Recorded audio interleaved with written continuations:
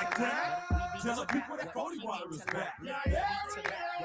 Like that? You are tuned into the W Show on Sideline Sports Talk Network and 100.1 FM, Kansas City. Live from Radio Row in San Francisco, California. Brought to you by Gates Barbecue, the Negro Leagues Baseball Museum, Dillard Zona Rosa, the Soul of Santa, Golden Gate Funeral and Cremation Services, and Wood Nissan.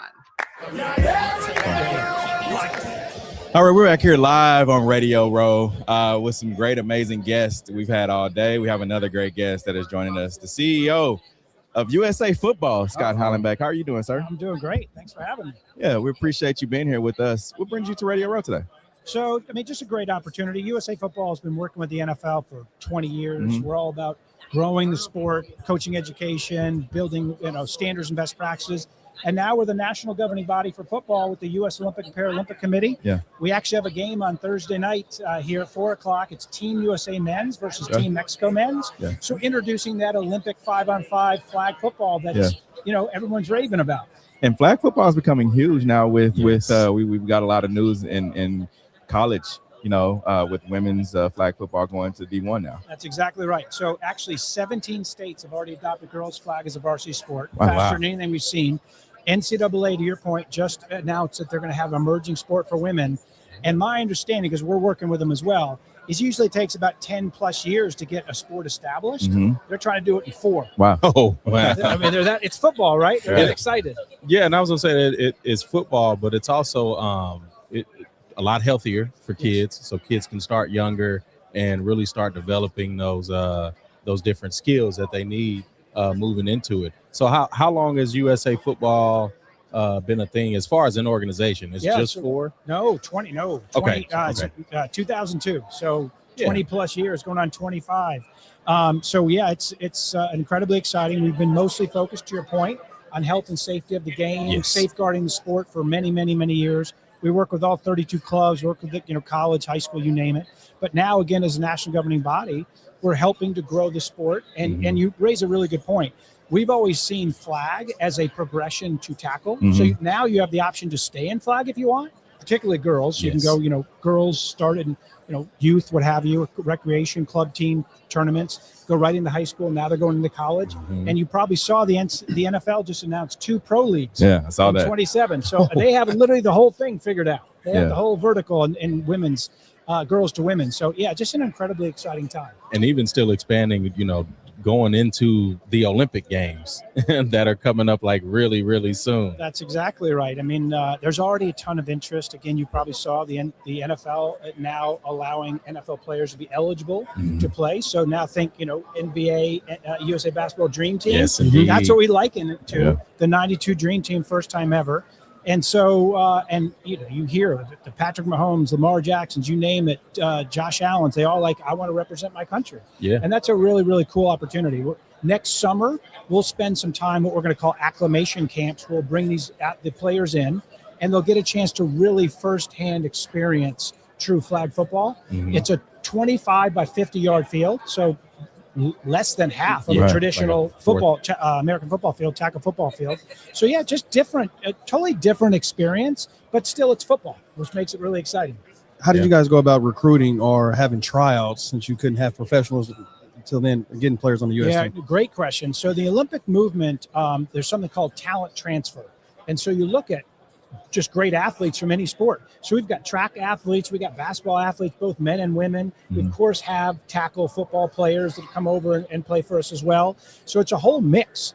And so we in the Olympic movement, you do have a trials. So we'll have 60 men and women come to a trials, and literally you call that down to 18.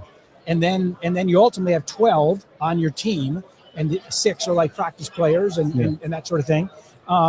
But in the Olympics, you can only have 10. So it's even going to be more challenging. Yeah. You're going to have dual threat athletes that can play both sides of the ball. So it makes it even harder with an NFL players. Yeah, most definitely. Yeah. Who's going to win, Josh Allen or Pat Mahomes?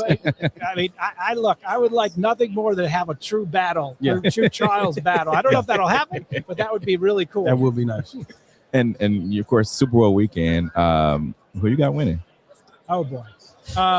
So since I've been married for almost 34 years, my wife's from New England. Oh, okay. So she's going to kill me if she finds out. She, of course, is going Pats. I'll root Seahawks. Okay. Quietly root for the Seahawks. Like, Pats, ready to go. We'll see. We'll see how that goes. No, I think Seahawks. Yeah. Okay. And you guys, of course, still are doing some tryouts for being a part of flag football, right? Absolutely. Every single year we have that trials to training camp process. Okay. Right now we're looking at sort of a 2-year window. There's also every year there's either a world championships in international flag, because again, believe it or not, there's some 70 countries around the world that play. Wow. Yeah. So it's part of what is called an International Federation of American Football. So in basketball it'd be FIBA, in soccer it's FIFA. We call it IFAF. So yeah, it's a whole different world when it comes to football. But 70 countries around the world. This summer in Dusseldorf, Germany, we're going to have a world championship. So there'll be 30 plus countries participating on the men's side, and similarly on the women's side. So it's just growing like crazy, not only here but around the world. And so for these other countries, do you guys use like professional with the NFL players as like ambassadors as you expand? Yeah, the NFL, I give them a ton of credit. I've been working with them for 20 years or so. This is just an absolute brilliant international strategy. For a long time, you try to grow tackle football around the world. It's just hard. It's expensive. It's hard to teach quarterback play, line play. Flag, it's the opposite. It's so easy to play. I liken it to soccer. You just need an open grass field. You throw socks on or belts on, whatever. It doesn't matter what you play, and you get a football and you just go play. And the numbers, the participation numbers are just scaling like crazy. So the interest is everywhere, and again, particularly on the girls to women's side, it's just absolutely incredible. Yeah, there's a game coming up here later. We have a young lady that is from Kansas City who's playing in that flag football game. Oh, yeah, so that's right. So the NFL, before the Pro Bowl game, exactly, they have women from all over the world come into play in this showcase event. That's an amazing opportunity. And then I think tomorrow there's another high school event with Toyota, glow in the dark game, and then again our men's game on Thursday. So they've really woven flag into the Super Bowl now in so many different ways. And if we have a lot of parents that watch us, if they have some young men and women that want to play, how they can get involved? Well, thank you for that.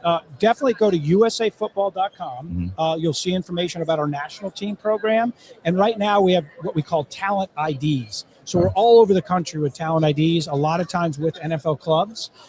We just had one with the Colts as an example. So it's an opportunity to come and really experience the game and, frankly, see how you match up against quality talent all over the country. Yeah, and eventually what happens, it's a pathway. So the best of the best work their way up. Definitely. But what's great about it, last thing I know, is those athletes that might not make it right away, we keep in touch with them. We share information. Here's what you did well. Here's what areas you could improve on. And we start to see them come back and they get better and better and better. So now, it's exciting. Is there age limit? I was just because I knew you were going to ask that. Listen, I may be old, but I still got it. Hey, good for you. He doesn't really. Let me say, Tom Brady just came out and said he wants to go play. See, there you go. He gives me hope. There you go. Yeah, the founder of youth. There it is. I like it. Well, Scott, we appreciate you joining in with us today. Hey, thanks a lot for having me. Really appreciate it. All right, we'll be back here with more guests here from Radio Row. The views and opinions expressed in the W Radio Show by the host, co-host, guests, and call-in listeners are solely the opinions and responsibility of the original source who expressed them. They do not represent the opinions of the W Show, 100.1 FM, One Kansas City Radio, Sideline Sports Talk, Team Wall Street Foundation, or affiliates.